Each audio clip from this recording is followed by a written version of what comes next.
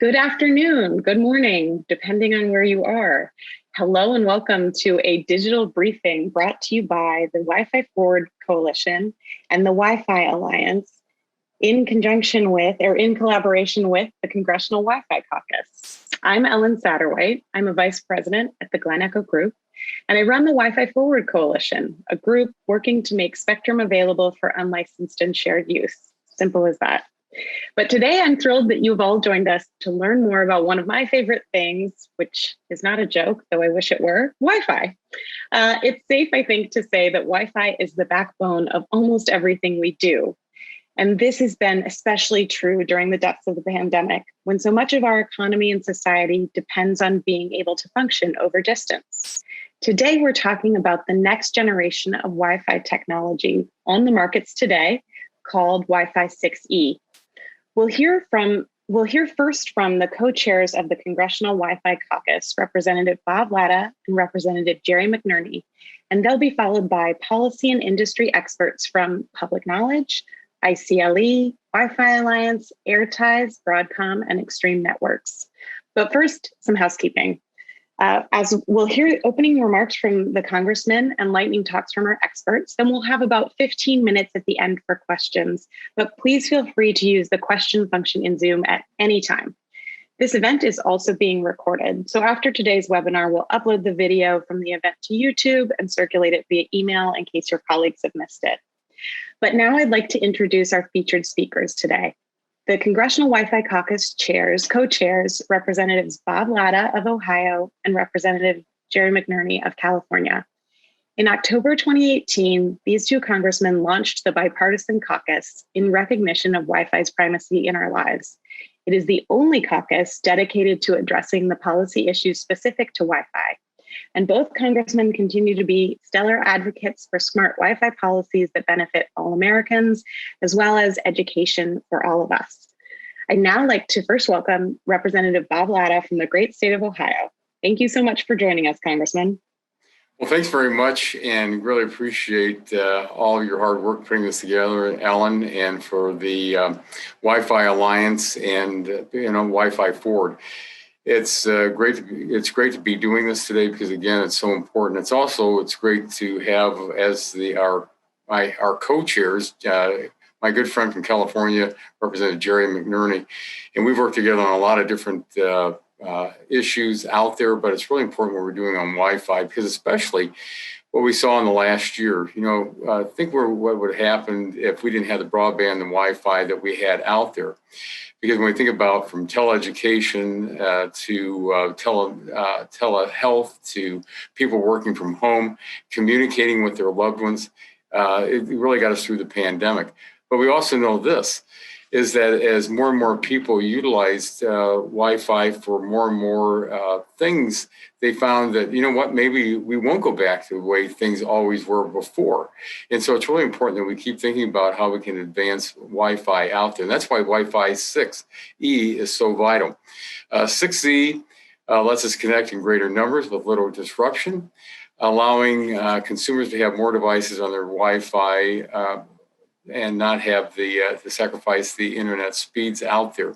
So we want to make sure that this transformative technology, is something that's there, that, it's not possible without the broadband structure. So we really have to make sure that we have it. And just in the last week, Republicans on Energy and Commerce, we introduced the American Broadband Act, and we want to make sure that we keep getting the broadband out across America, because we know that this is one of those drivers out there that's going to drive our economy.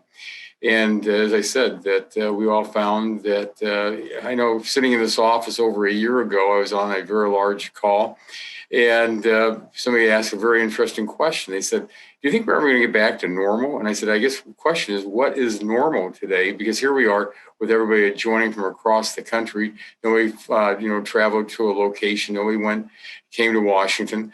But, everyone got together for very, very important meetings. And so that's why it's so important that we keep advancing it. And that's why Jerry and I are firm believers that we've got to get this done. We've got to make sure that we keep keeping this at the top front of everybody's mind, because without it, we can't keep going forward as we have.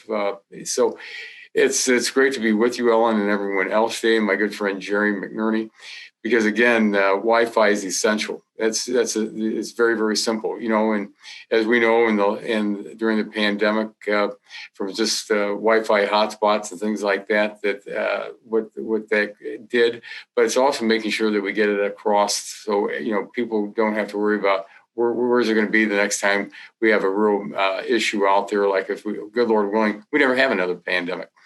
But I want to thank you again for allowing me to be on today, and with my good friend Jerry. So thank you very much, Ellen. Thank you, Congressman, and thank you again for your leadership and all you've done and all that you continue to do to advance Wi-Fi connectivity. And now I'd like to turn it over to Representative Jerry McNerney, the counterpart to Mr. Latta, who represents the 9th District of California. Mr. McNerney.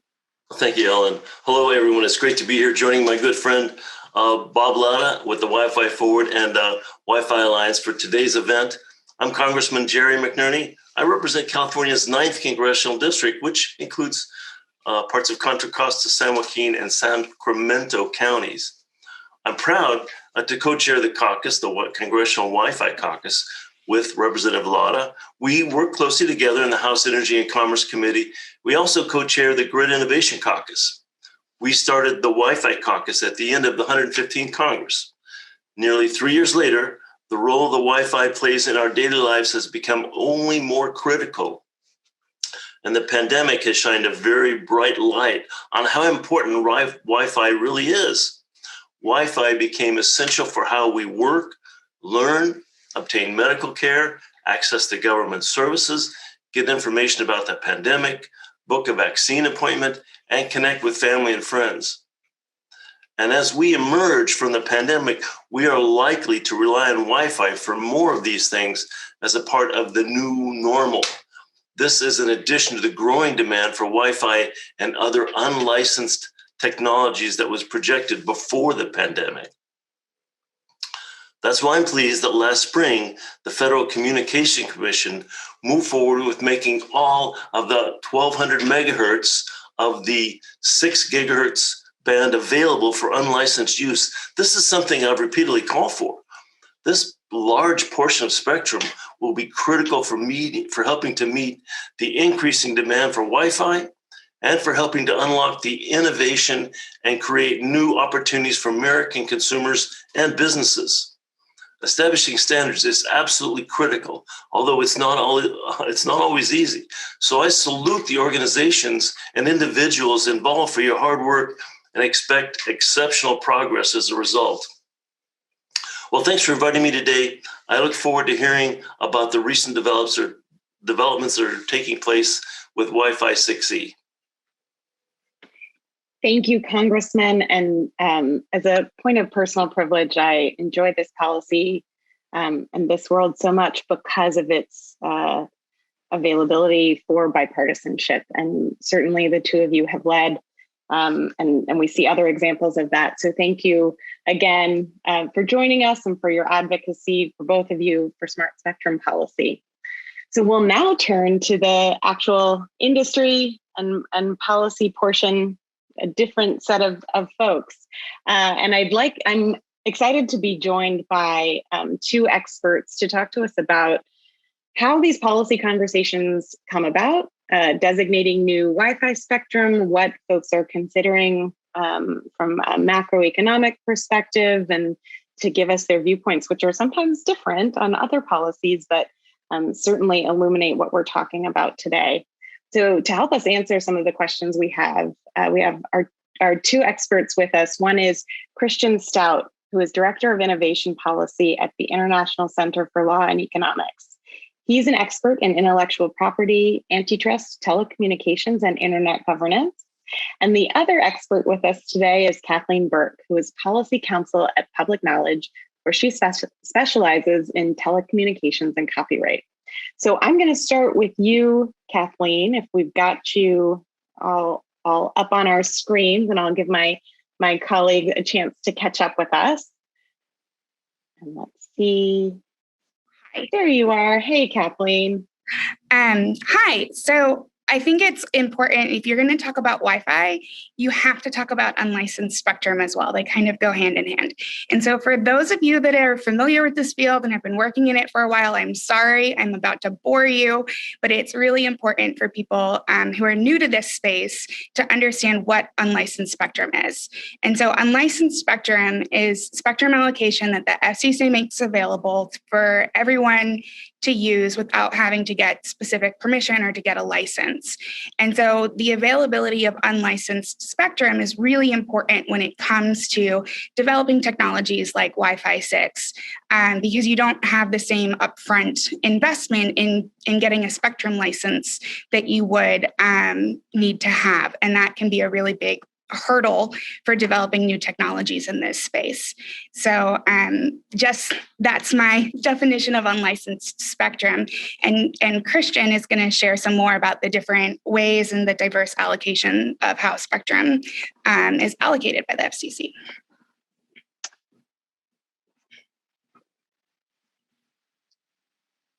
Am I up? You are up, there we Christian. go. Okay. We can see you. All right, great. Thank you. I'll keep my remarks brief so that we have plenty of time in the Q&A. Essentially, I just wanted to talk about some of the trends we see and how spectrum allocation has worked over the last couple of decades in order to derive lessons about what's worked and what's important to carry forward as we talk about these topics. One of the biggest trends over the last several decades has been an increasing move towards liberalization of spectrum policy, away from sort of a centralized control over how spectrum is allocated, more towards market mechanisms. And one of the other large features that has attended this has been a increasing apolitical approach to spectrum policy or bipartisanship, which has enabled a lot of progress, particularly in the last 20 years, in freeing up spectrum for a wide variety of uses. So in going forward, I think those two are policies that need to remain as part of how our lawmakers and our regulators think about spectrum. We should keep this apolitical, and we should keep looking for ways to allow further liberalization where possible. And then combined with that, I think there's a few other ways that we need to look at that if we drill down a little bit. So in ways of looking at how to make the market work, things that we've done in the past that we should continue to experiment with in the future where possible is we need to find ways where incumbents who have access to spectrum currently or have a license on spectrum currently, they need to be incentivized to yield unused bandwidth where possible.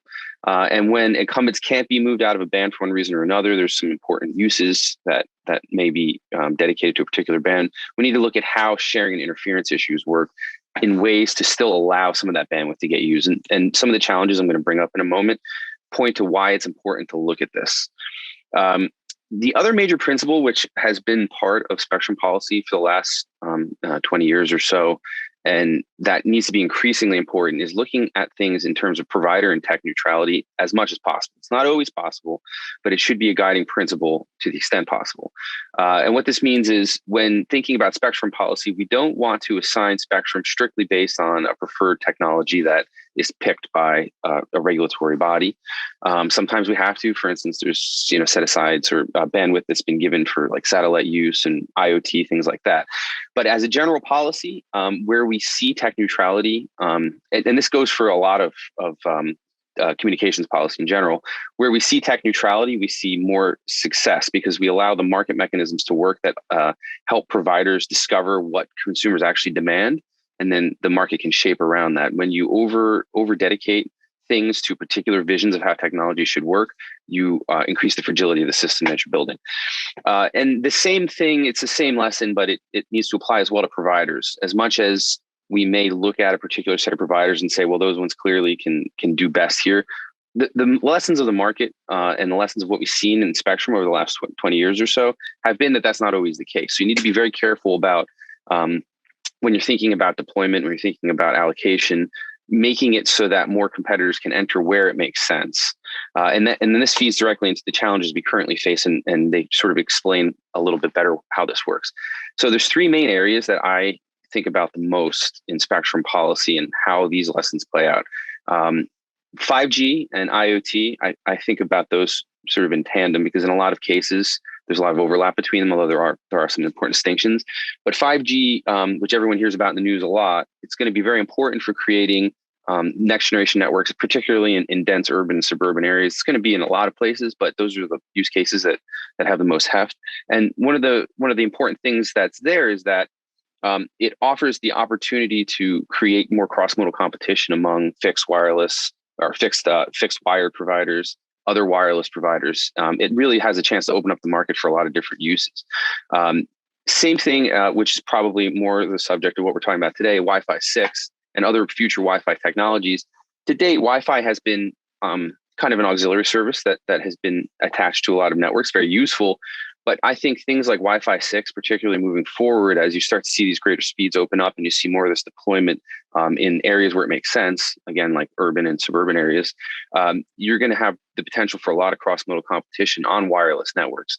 But the spectrum needs that you have for something like a 5G versus a Wi-Fi 6 are going to be very different. Wi-Fi 6 has a limitation right now in that it needs larger blocks of contiguous bandwidth, which is very hard to come by, which goes back to the earlier lesson of figuring out ways to allow the spectrum to be freed up where possible to be shared when there's non-interference. That's going to be very important for technologies like Wi-Fi 6. And then the last major challenge that we're facing that spectrum policy has to take seriously, but in a different kind of way, is how we close digital divide issues. In the urban setting, I think things like incentivizing 5G and Wi-Fi 6 is going to be very helpful in that. In the rural area, it's going to be a completely different set of technologies and providers that are going to be able to solve the unserved problem out there. So I'll give you one use case and then I'll finish. For instance, farmers in rural areas, they will frequently have hundreds or thousands or more of acres of land that they need to operate all different kinds of vehicles, all different kinds of devices across it. So they might have a large wired bandwidth coming into like one main building, or they may have something like fixed wireless beaming right to their house, but then they have very different challenges based on the geography of their land for making sure that bandwidth gets spread out as much as possible over other devices. Spectrum policy needs to understand that it has uses like that are out there, and you're not going to be able to centrally design those from one regulatory office. So that's the set of challenges that I think I'd like to highlight. I will stop there, and I think Kathleen has a few thoughts she wants to finish on.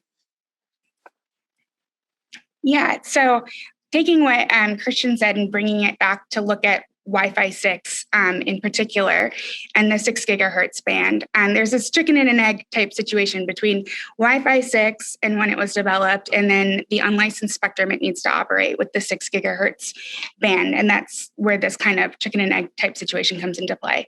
So what Wi-Fi 6 does and brings to the table is this ability to use so many more devices on the same network and deliver high speeds. And there are two problems that kind of come into play when it comes to the speed of your internet at home, so to say. And it's when you have too much congestion on the network, your speeds go down. And when your devices have to jump between different bands of spectrum and you don't have enough contiguous spectrum in order to manage those devices, that also makes the speeds go down. So in order to take advantage of, a 1 gigabit connection to the home, you really need to have a router or a device that can handle that and that can handle it well, which is what Wi-Fi 6 does. But in order for Wi-Fi 6 to really work, it needs these broad bands, like Christian was talking about, these broad bands of spectrum, and they need to be contiguous.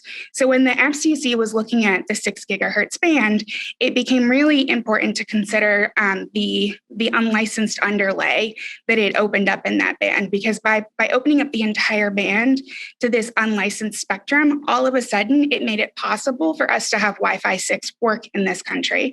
Because before that band was opened up, there just simply wasn't enough unlicensed contiguous spectrum available. So that kind of lays the land of being able to now have this new technology that is going to enable all of the uses that we've heard earlier about, work from home and telehealth and these, the increased demand for Wi-Fi within our home spaces.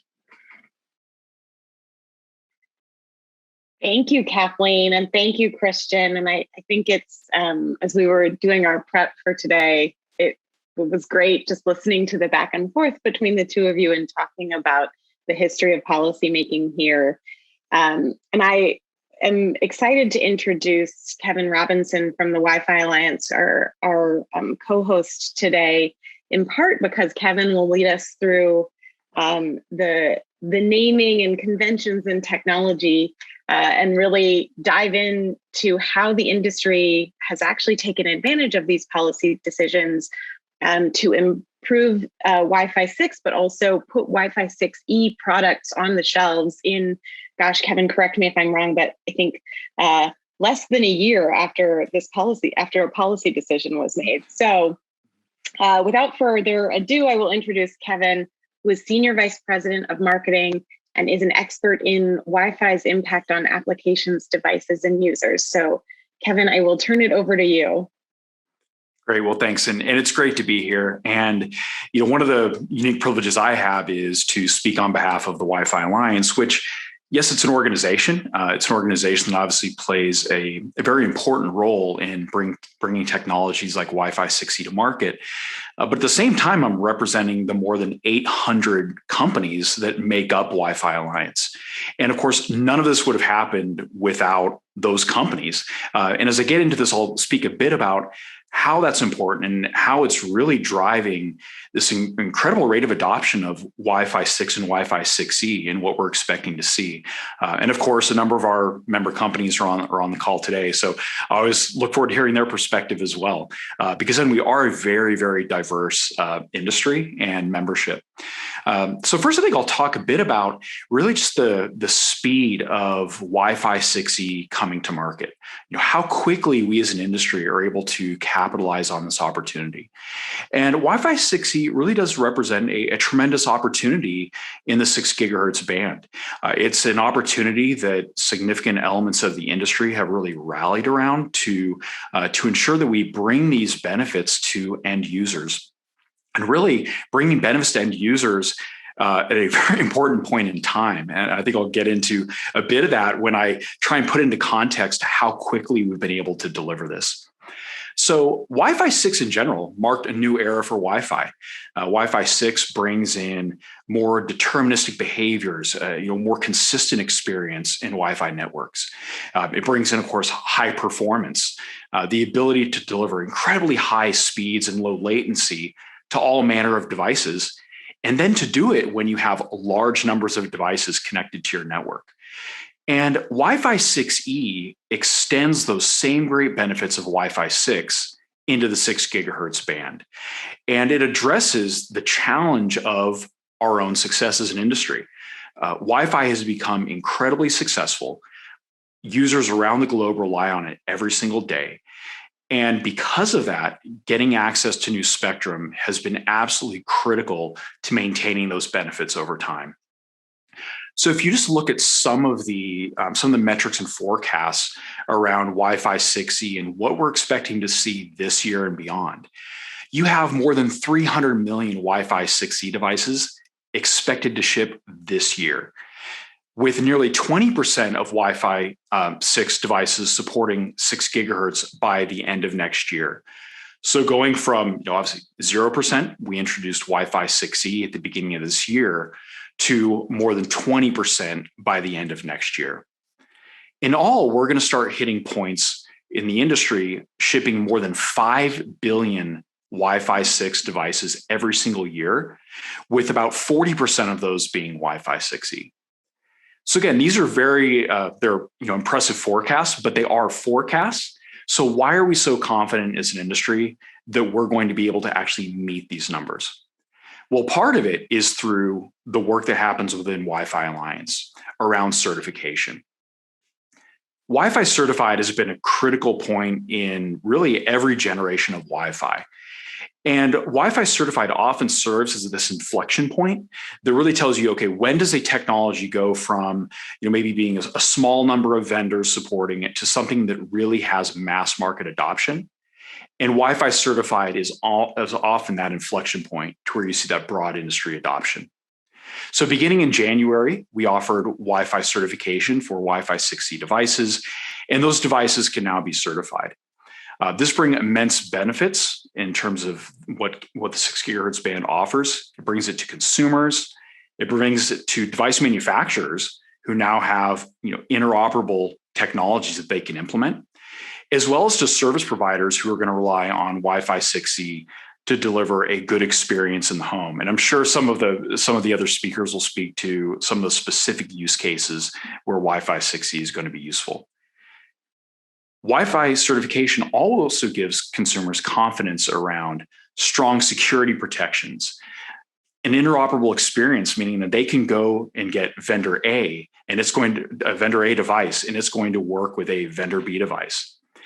This is absolutely essential for any technology like Wi-Fi, where you have hundreds and hundreds of different brands that users are accustomed to purchasing from, and they want them all to work well together. So Wi-Fi 6E devices will be rapidly entering the market. We're seeing chipsets that are being certified, access points, the world's first smartphones, now 8K televisions. And as I kind of alluded to earlier, to put all of this in perspective, we have gone from rules to retail in 9 months. So yes, the industry's been leaning forward on this, but the FCC acted in April of last year, and we had the first devices in retail by January of this year. And that is absolutely incredible. And it really speaks to the importance of Wi-Fi 6E and the pent-up demand for just ever increasing and evolving connectivity that we're seeing as an industry. And then the final point that I'm going to make is, I know earlier on the previous speaker brought up 5G.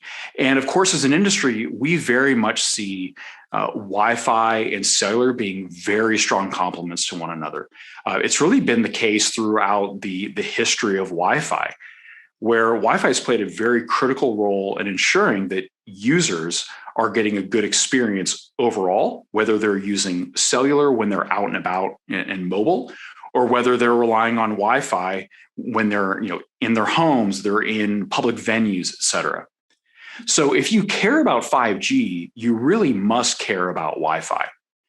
Going forward, Wi-Fi will continue to carry a majority of the world's data traffic. And 5G is going to be relying on Wi-Fi in many ways to deliver on those experiences that they're promising the end user, ensuring that they're consistent no matter where the user goes. We're seeing that Wi-Fi 6 and Wi-Fi 6E capabilities are being really welcomed by enterprises and consumers alike. And I'm sure we're going to hear a little bit more of that when our friends at Extreme Networks talk about their experiences with Wi-Fi 6 and 6E.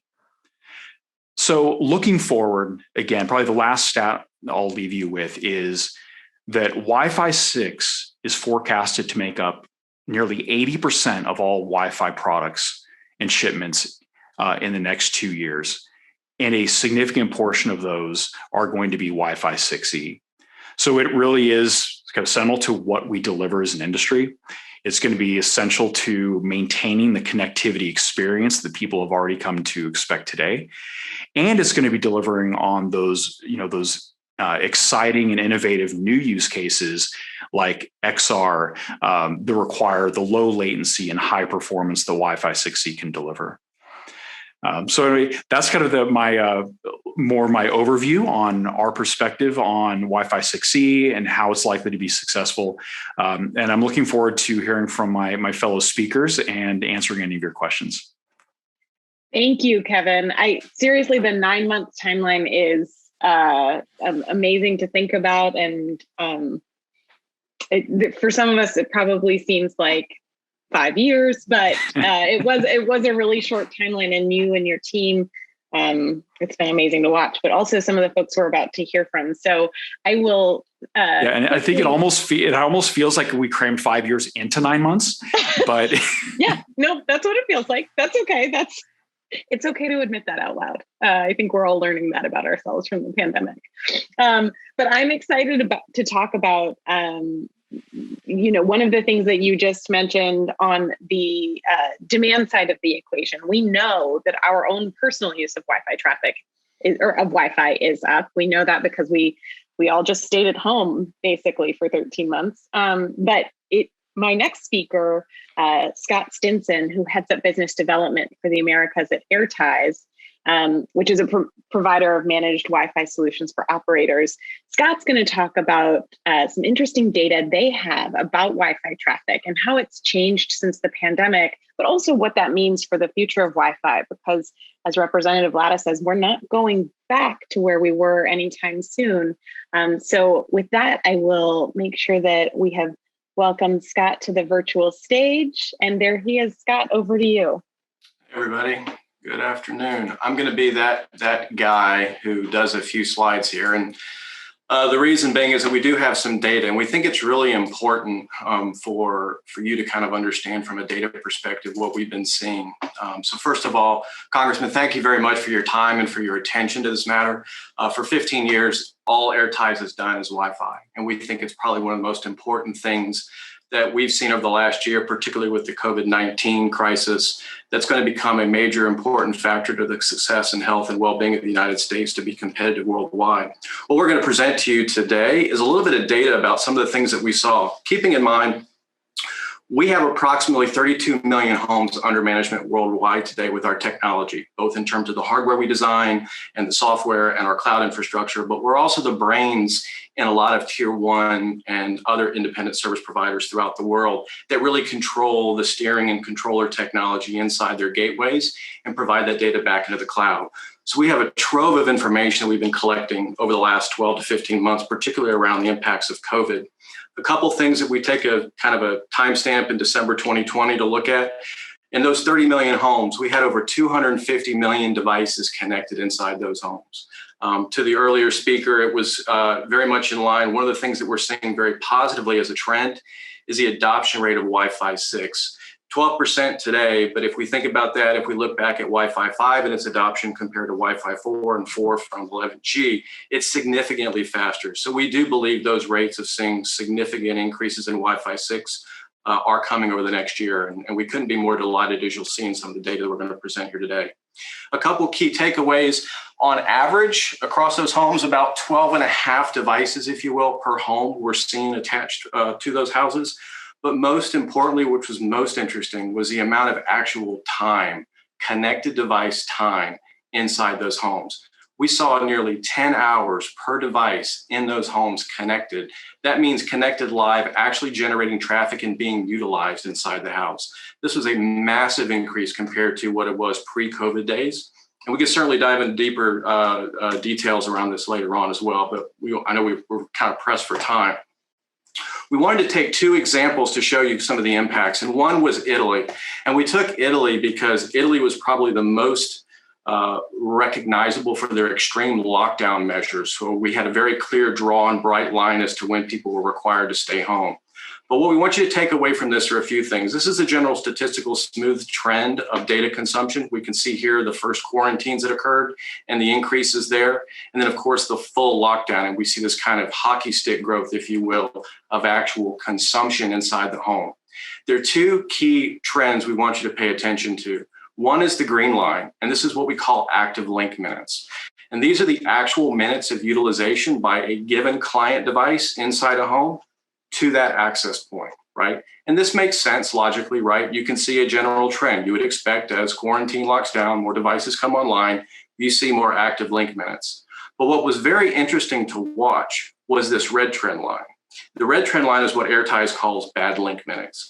And bad link minutes are really an algorithm we've developed that look at a number of different physical layer parameters that typically technicians look at to understand quality of experience. And we've created an algorithm to effectively measure that and quantify that. And what we saw was that as active link minutes increased over time, there was almost a multiplier effect of the actual bad link minutes associated with that increase. In some cases, 3 and 4 times comparative to the actual increase in utilization. That's really important because this is tied specifically to legacy Wi-Fi. And as speakers later on, we'll probably dig more into in terms of the underlying technology. Wi-Fi 4 and Wi-Fi 5, which still, of course, makes up a bulk of what we see in our network today, just inefficiently use the spectrum. So when we see that increase in actual utilization per device inside the home jump like that, everyone is trying to grab the same amount of spectrum and capacity and work to get the same amount of time, and they simply can't. So as all of this congestion of devices come into play, you see an increase in the bad link minutes and ultimately a bad quality of experience for the consumers. So Italy was a really good example, of course, being very early. But as we go across the pond, we look at New York State specifically. And the service provider that we work with here was very interested in the AI that we've developed around the recommendations for extenders. So this is basically, if you think about it in your home, you have so much coverage, you might need to add additional devices throughout your home to cover your home better. This is a pretty stable measurement in most service providers. Once you get your network placed, within a week to 2 weeks, it stabilizes. And we typically see a general trend of about 26% of extender requirements. This jumps significantly with the stay-at-home order by Governor Cuomo. What this represented was a number of things. It was basically people now completely sitting at home, having to work from home, trying to find places that they would not otherwise have been utilizing Wi-Fi. You had children coming home working from school, and parents were trying to shuffle their children around, trying to make workspaces for them to work as well. And so new areas inside the home were being utilized for Wi-Fi that were ultimately not ideally suited for it. So our AI was triggering all this with our service provider, letting them know, hey, you've got a number of customers that need to have readjustments of their existing extenders or increases of additional extenders to be shipped out. It was about July where we started to see the trend come back down, and it's since then stabilized, just still above where it has traditionally been with the service provider. But the stabilization was tied to the AI that we had developed and we had been working with, but also just consumers generally becoming a little bit more understanding of where they needed to be inside their home and how to best manage their existing experience. So those were two really fascinating subjects that we saw. But the big takeaway we want you to be thinking about, and why Wi-Fi 6 and 6E are so important to us here in the United States, is this bad link minute concept. Until we see this rapid adoption of Wi-Fi 6 and Wi-Fi 6E, we're going to continue to see these similar problems of the overall quality of experience trailing effectively the increase in bandwidth utilization. COVID may be tailing off, but we do believe that it's been a catalyst for the United States to rethink how we work and how we live relative to an actual physical office space. So a lot of these businesses are going to continue to have a similar work from home hybrid environment. And these typical trends that we're seeing in terms of utilization and capacity will continue as well. So we at Airties can't express enough the importance of getting 6 and 6E as quickly as we possibly can. At a high level, some things that we thought were really interesting takeaways in terms of the impact that we've seen. The daily usage increase was about 62% in terms of actual data, so up from about 6.5 gig to over 11.5 gig per day per home. Obviously, Wi-Fi activity generally increased. It was up 94%, but this is, again, during working hours. So, of course, thinking about people coming home now and working during those hours, this is typically a very quiet time, but jumped 94%. The upstream traffic is a very interesting one, and we think about that with what we're doing here today with the Zoom teleconferencing, but when you combine that with children working from home or school from home and others working from home, you have multiple devices being utilized. That upstream movement of data now becomes even more important. Again, also another really key important factor around Wi-Fi and Wi-Fi 6. And then, of course, the overall Wi-Fi coverage issues, a significant increase in quality of experience problems that our service providers were seeing, up 32%, typically from a 19% trend rate over time.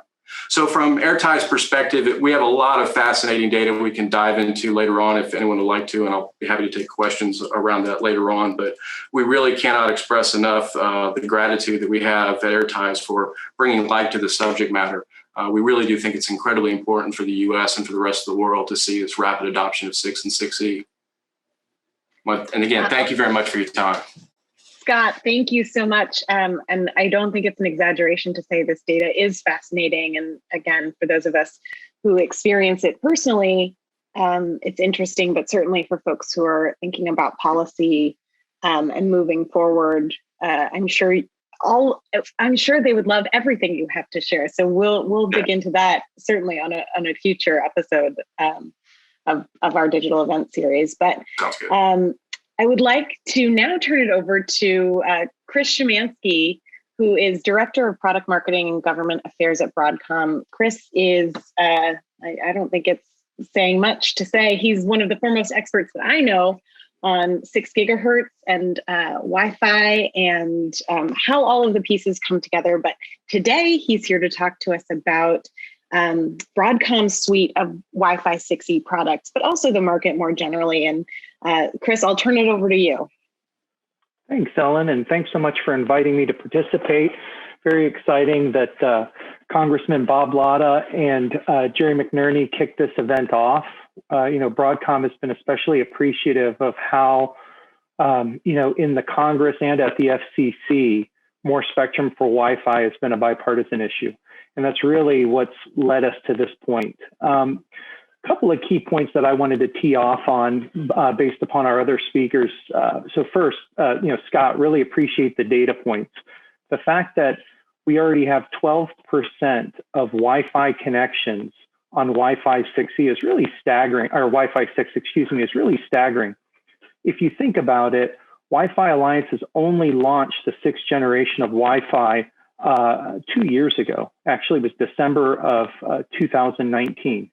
And so, we've, raising the temperature by 12 degrees, it's kind of like, raising the temperature in the ocean by pouring hot water in there, just because Wi-Fi has been so successful with over, tens of billions of devices being shipped. Wi-Fi 6E is really the right technology at the right time. The 6 gigahertz band was made available as Kevin Robinson had mentioned, back in April. And device makers saw this pent-up demand for Wi-Fi and wider bandwidth traffic. And so device makers like Broadcom began investing even before the FCC made its decision. So no single country anywhere in the world had ever designated the 6 gigahertz band for Wi-Fi use or for unlicensed spectrum use. And yet the Wi-Fi Alliance had already begun a certification program. Broadcom had already launched 9 different chips, 8 access point chips, and then a client device chip that was ultimately incorporated in the Samsung Galaxy S21 Ultra. And so this is really staggering, the amount of investment and risk the industry took in bringing these products to market. Typically, Broadcom's customers want to get their devices certified somewhere between 6 and 9 months before going to launch. And as Kevin mentioned, the FCC, when these devices were actually launched in the market, the FCC had only had the rules in place for about 9 months. But in order to import and market your products, you have to work with a lab and make sure that all of the technical specifications are accurate. Those were only published in December. So, many of my customers were launching products almost simultaneous to the FCC publishing the technical rules. And it just showed sort of the immense hunger for this technology. Another really interesting data point is the fact that typically smartphones and hero class routers in the consumer segment will launch first when new programs launch. And so you'll see that, and you'll see laptop computers often launch very, very quickly with the latest and greatest technology. With Wi-Fi 6E, we saw televisions, QLED or 8K televisions launch, which is pretty staggering, given that typically TVs are 3, 4, 5 years behind when it comes to the adoption of the latest and greatest Wi-Fi technology. And this is because manufacturers such as Samsung and LGE saw the value proposition. Who's going to spend all of this money on 8K streaming and then have it lag? And so, they wanted to see these videos operate in the pristine airwaves, the 6 gigahertz band. And that's really the key when we talk about Wi-Fi 6E or the 6 gigahertz band. Wi-Fi has somewhat been the victim of its own success. So manufacturers have ensured that devices that operated back in 2003 and 2004, when Steve Jobs first made the decision back in 1999 to incorporate Wi-Fi in the first Mac, these Wi-Fi devices will still interoperate with today's Wi-Fi devices that are operating in the 2.4 band. Well, as you can imagine, over the last 20 years, Wi-Fi has evolved very, considerably. And so the spectral efficiency and the speed at which these devices operate over the air are, orders of magnitude faster than back in 1999. So if I've got the most advanced wireless service waiting to get on the airwaves, and I have to wait for something that was launched in 1999, as you can imagine, that would sort of interrupt the user experience. One of the beautiful things about the 6 gigahertz band is that there are no legacy devices. So you can do the most advanced streaming. You're on the Autobahn. There's nothing in your way. But when this same device is operating in the 2.4, the 5 gigahertz band, it continues to operate fairly with those devices that are operating in the 2.4 and 5 gigahertz bands. And so, in this way, we're building a better, more harmonious market, but also being able to, launch the most advanced services. So, around CES of this year, the virtual CES, you had a spate of access point manufacturers such as TP-Link and Netgear that had launched Wi-Fi 6E routers. And you can see reviews. You can buy these products on Amazon or at Best Buy. But very, very rapid uptick of this technology. And what's interesting is that Wi-Fi 6E is sort of in between. So manufacturers, when we're going to market, there's a lot of planning and development involved. And so, typically you're deciding, okay, I'm going to launch this product now, and maybe 3 or 4 years, I'm going to launch a brand new technology generation because, you don't want to cannibalize your current product. Here, Wi-Fi 6E was launched between the Wi-Fi 6 technology and then Wi-Fi 7, which is coming very, very soon. And in fact, Wi-Fi 7 is the very first standard to be specifically designed to operate in the 6 gigahertz band. There's going to be a lot of optimizations and benefits to Wi-Fi 7 and 6 gigahertz.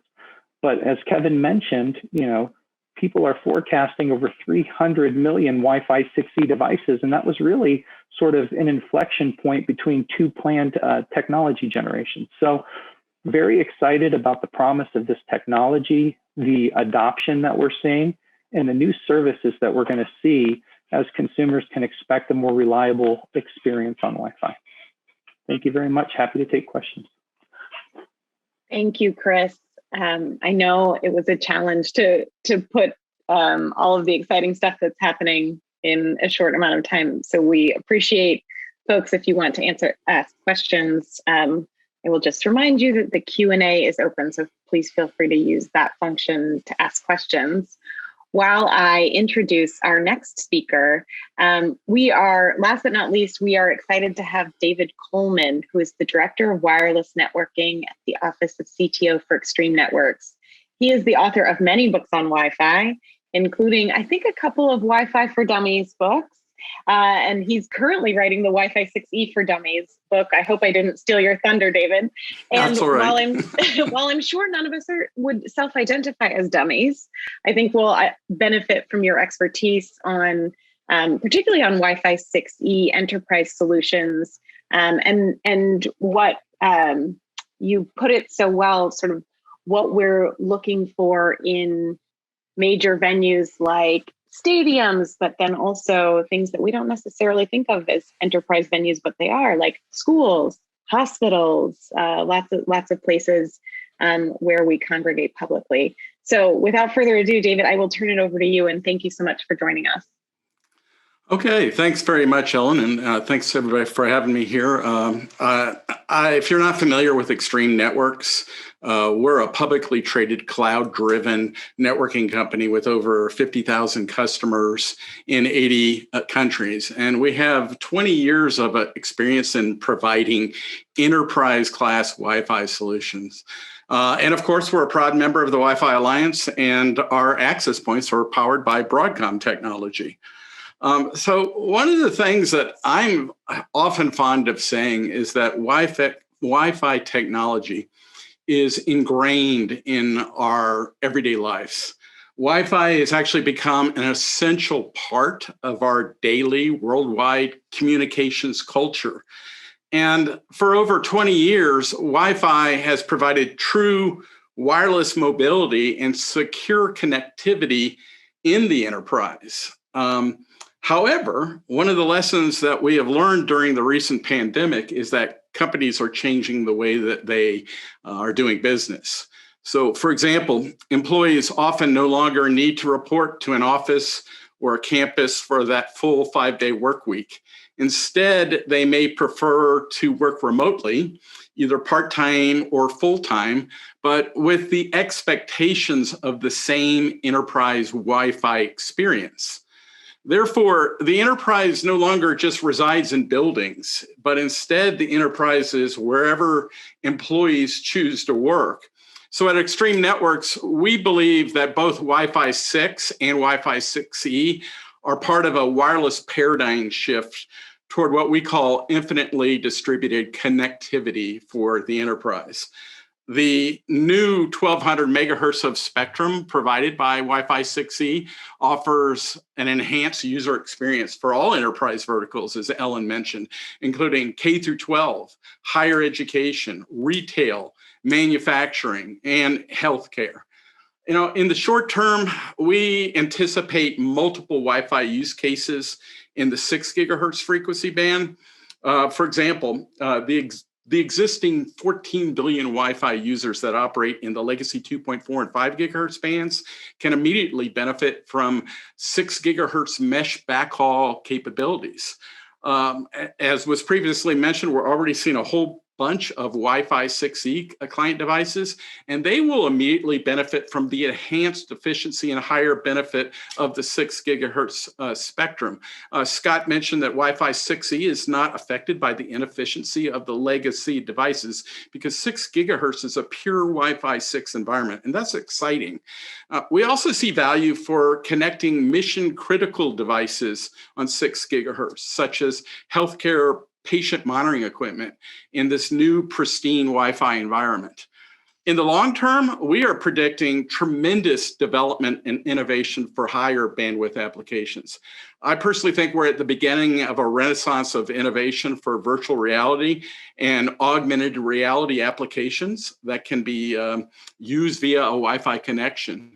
For example, while working remotely, an employee might use an augmented reality application to emulate an enterprise office experience. So as a result of Wi-Fi 6E, I think we are poised to see new methods of user engagement that previously we've only seen in science fiction movies. Now, although Extreme Networks provides interclass Wi-Fi in all industry verticals, I was asked to quickly highlight one vertical in particular, and that is stadium Wi-Fi. And I'm happy to say we're starting to go back to stadiums again here in the United States.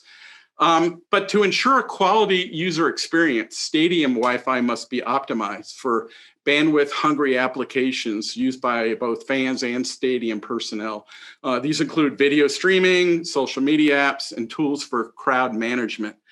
So Extreme Networks has actually been the official Wi-Fi solutions provider for the NFL and has delivered Wi-Fi analytics for the past 8 Super Bowls, including recent Super Bowl 55 in Tampa Bay. We've definitely started to notice a lot more users using Wi-Fi 6 in the stadiums.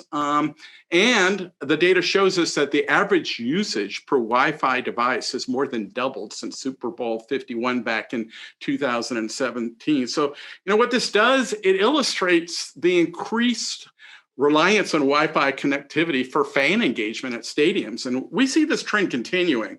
And we think that Wi-Fi 6E and 6 gigahertz is the answer to meet the ever-increasing wireless bandwidth requirements in stadiums moving forward. Additionally, this year, 2021, Extreme Networks was named the official Wi-Fi solution provider for Major League Baseball.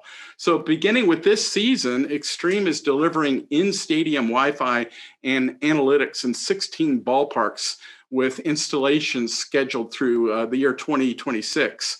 So I got to tell you, stadium Wi-Fi has always been extremely challenging. It's probably the most challenging Wi-Fi vertical, enterprise vertical. And let's be honest, so we do anticipate some deployment challenges ahead in the stadiums with Wi-Fi 6E, which I'll be happy to talk about in the Q&A. But that being said, we strongly believe that Wi-Fi 6E will play a vital role in improving the sports fan and media experience over the next 10 years and beyond. So with that, I would say that all our customers have embraced Wi-Fi 6. They will embrace in the enterprise Wi-Fi 6E. Ellen mentioned that I'm actually the author of this little dummies booklet about Wi-Fi 6, and it is the most downloaded asset from our corporate website. And we'll be updating it for 6E very soon. On a personal note, over the years, I must say, I personally am very excited about the future of Wi-Fi because of the new availability of this 6 gigahertz spectrum. Wi-Fi 6E, it really does move us forward with infinitely distributed connectivity for the enterprise. So with that, I would like to once again thank the Wi-Fi Congressional Caucus and the FCC for all their past and future efforts. And I also thank you for this opportunity to speak today, as well as participate in this forum. Oh, David, thank you so much. When you were talking about stadiums, I got a little hopeful about going to baseball games and like actual football games in the coming months. So I hope that other people got a little bit of a charge out of that too, and just thinking about returning to different kinds of opportunities, but then also how technology is catching up with us. But we have time for one question. I received a good question via the chat, which I think maybe Chris and David, I'll ask you to talk a little bit about. So when Wi-Fi 6E becomes widely available, what happens to my older devices? I think particularly in DC, we are, when we talk about the digital divide too, we want to make sure that we're not making people's devices obsolete, right? And that people, or, we're not requiring people to upgrade in sort of this costly cycle just to get the benefits of a new technology. So maybe, Chris, I'll start with you. Do you want to answer that and talk a little bit about backwards compatibility and what that means for folks? Sure, Ellen, thanks for the question. So every generation of Wi-Fi is backward compatible with the prior generation when it's operating in the same band. And so that's a strong commitment that the Wi-Fi industry has made to users of its devices. And so there would be no interruption, no impact to quality of service to previous generation devices when new devices are implemented, other than the fact that just the airwaves get more crowded. And so everybody needs more. We've got just massive growth. And so that's really the short answer. David, I don't know if you want to add anything. No, I mean, backwards compatibility has been a big part of it. Like as you mentioned, we have it in both the 2.4 and 5 gigahertz band. It's kind of a double-edged sword. The backwards compatibility allows our devices to still, from literally 20 years ago, to still connect. On the other hand, it also can add to the overcrowded frequency space and also some of the inefficiency due to the backwards compatibility mechanisms. So there will always have that commitment, but one thing I'd like to point out, as I mentioned when I was speaking, in 6 gigahertz, there's no need for backwards compatibility because we're bringing Wi-Fi to 6 gigahertz for the first time. So that in itself is, I think, exciting. That's great. Thank you both for answering. And with that, I am going to bring us to a close. I apologize, folks. We just had so much exciting stuff to talk about, but I think the folks on this digital event are committed to answering your questions. This will not be our last event. And I would like to thank you all so much for joining us today.